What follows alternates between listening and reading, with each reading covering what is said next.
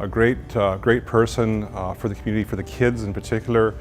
You know, he just has a great way of communicating with the kids and inspiring the kids, and a good mentor. In terms of the Pearson Junior Club, you know, he for probably 20 years at least, you know, he has organized it, he has led it, you know, he has mentored the coaches, he's taught kids.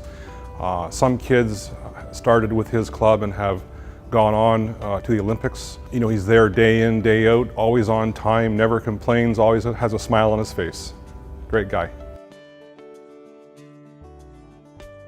Tommy is the artistic director for the Burlington Slam Project, which is a spoken word arts organization. He's a family man, like the kind of effort that it goes into, you know, raising a child, raising a community, you know, the effort that it takes to manage that, and, you know, a full-time job as well.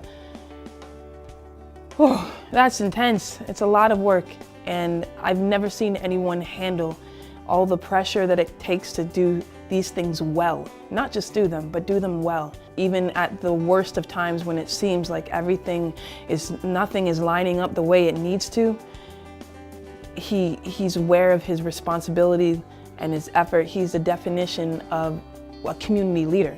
There's someone you can look to, someone you can say, you know what? Adversity, challenges, here's how you deal with them. The way you deal with it is be more like Tom Buick. Be more like Tommy Buick. That's how you're gonna make it through this situation. They open it up to the community and make the community, it's more of a family night. Because there are a lot of people that come who live alone and are in social isolation, and it gives them a place to go, even though that they can afford a meal on their own, a place to go and eat with other people.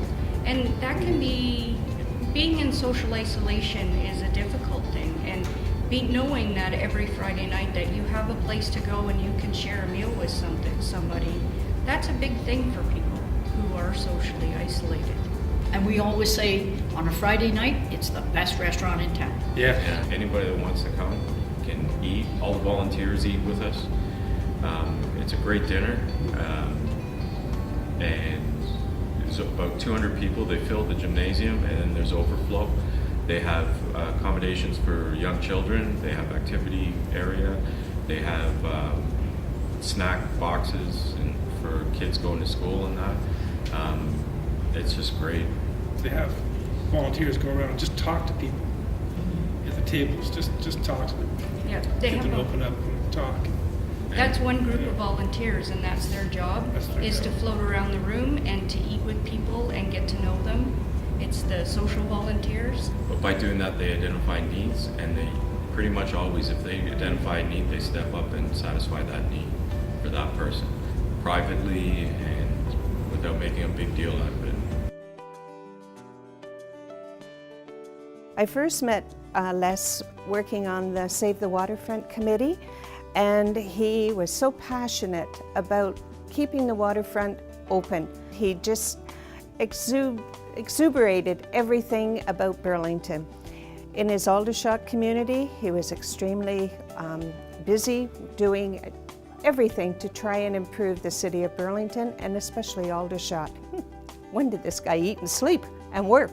But he managed to get it all done, and he was a great family man. He was a principled man. He had high integrity. He was just a really good person.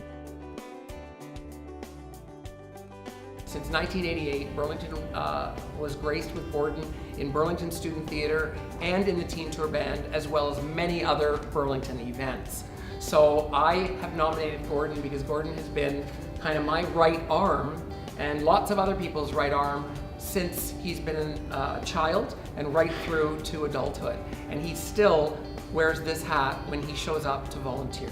He possesses the integrity and the selflessness of a person who thinks more of others and the community than himself. I'm actually pretty surprised because Gordon did not go into the arts, although he was in teen tour band and student theater. He didn't go into the arts, he went into journalism. And uses his career to write about things to change. And I think if you can do what you're good at and help to make change, that is an absolute integral quality. Gordon's just a hard worker. So I always can see Gordon arriving with his hat and a hammer, ready to do anything. So I can speak for myself at Burlington Student Theatre. If I need anything, Gordon will show up with or without a telephone call. He will build a float, build a set, sell Christmas trees out in the cold. He will do anything to help fundraise.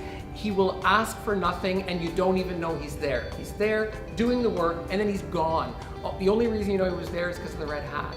And to me, that kind of selflessness, that kind of giving to anybody and anything is totally remarkable. We nominated Mr. Burlington because we felt he made a difference in Burlington this year through his blog, through his Facebook page, and his mission of 100 Adventures in Burlington. He really inspired other residents, families to get out there, get more involved in their community, and enjoy all the amazing things that Burlington has to offer. The feedback, the people that stopped us on our adventures in the grocery store, at the mailbox to say, thank you for telling me about the Sound of Music Parade, or thank you for telling me about the Performing Arts Center, or we didn't know that you can snowshoe in Burlington, or that I can rent paddle boards on Lake Ontario. And I think it really made a difference. I hope and I think it did help other people get more out of their community and really make the most of what living in Burlington is all about. I think he's inspired a lot of people to be more active, be more involved, get engaged in their community. There's amazing volunteer opportunities in this community. We were fortunate to go to our Remembrance Day service just over here downtown and saw, dozens and dozens of citizens and veterans, and it was really a moving day, and it was really incredible to see how the people of this community will come out and support one another. And I think he was just able to be that link to bring all of those events to a wider audience that maybe never would have experienced them.